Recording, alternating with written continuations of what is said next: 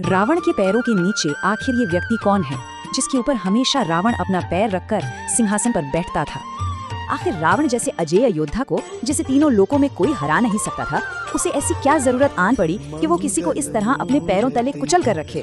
रावण ने सालों की कठोर तपस्या के बाद सारी सिद्धियां हासिल कर ली तो वो सिर्फ एक शक्तिशाली राजा नहीं रह गया था, वो परम शिव भक्त तो था ही, लेकिन साथ ही वो अपने समय का सबसे बड़ा, सबसे विद्वान ज्योतिषी भी बन गया था।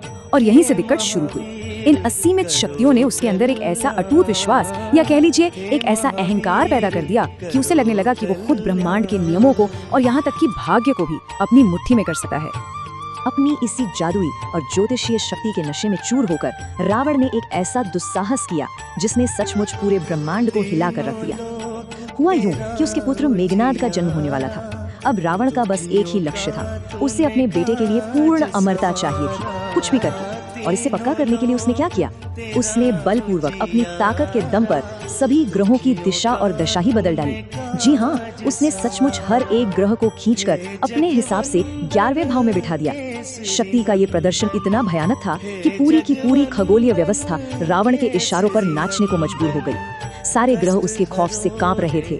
एक तरफ तो रावण का वो खौफनाक और निरंकुश नियंत्रण था, जिसके डर से बाकी सारे ग्रह चुपचाप अपनी अपनी जगह पर टिक गए थे। लेकिन दूसरी तरफ एक ऐसा निडर विरोध सामने आया जिसकी रावण ने कभी उम्मीद नहीं की थी। कर्म फलदाता शनिदेव। शनिदेव ने इस जबरदस्ती थोपे गए खगोलीय क्रम के सामने घुटने टेकने से साफ इनकार कर दिया। उन्होंने इस आदेश को मानने से मना कर दिया और वो अपना स्थान लगातार बदलते रहे और खिसक कर सीधे 12वें भाव में चले गए। अब शनिदेव की इस लगातार की जा रही बगावत ने रावण की उस परफेक्ट अमरता वाली योजना में बहुत बड़ी अड़चन डाल दी, जो उसने बड़ी ही चालाकी से अपने बेटे के लिए रची थी। और नतीजा क्या हुआ? शनिदेव की इस बगावत की वजह से वो अमरता वाली अचूक कुंडली कभी पूरी बन ही नहीं पाई और मेघनाद के जीवन में मृत्यु का दोष आ गया। अब आप सोच ही सकते हैं कि इस बात से रावण किस कदर बौखला गया होगा। उसने अपने भयंकर अहंकार और क्रोध में आकर जो किया वो अकल्पनीय था। उसने सीधे शनिदेव पर ही प्रहार कर दिया और उन्हें बंदी बना लिया।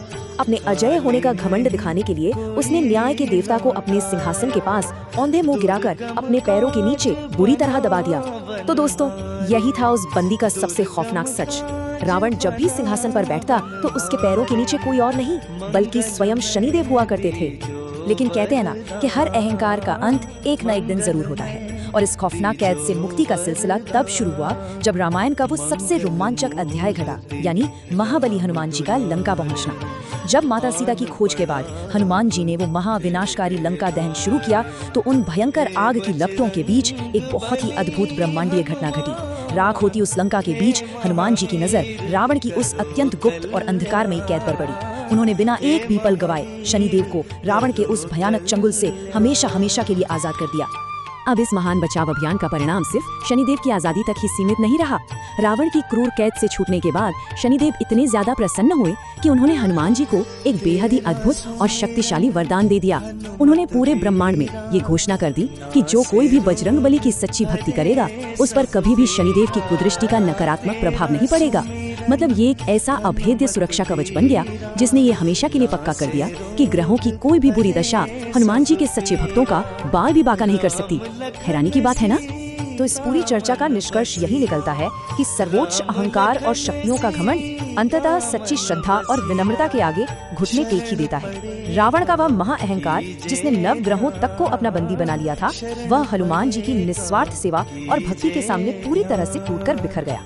यह कहानी सिर्फ ज्योतिष या ग्रहों की स्थिति की नहीं है, बल्कि बुराई पर अच्छाई की हमेशा होने वाली जीत का एक बहुत बड़ा प्रतीक है। अंत में यह कहानी हमें यह सोचने पर मजबूर करती है कि क्या असीमित शक्ति अंततः इंसान के पतन का ही कारण बनती है अगर उसके साथ विनम्रता न जुड़ी हो। भगवान उसकी हर इच्छा पूरी करेंगे जो इस वीडियो को लाइक और चैनल को सब्सक्राइब करेगा। कमेंट में जय बजरंग बली जरूर लिखें।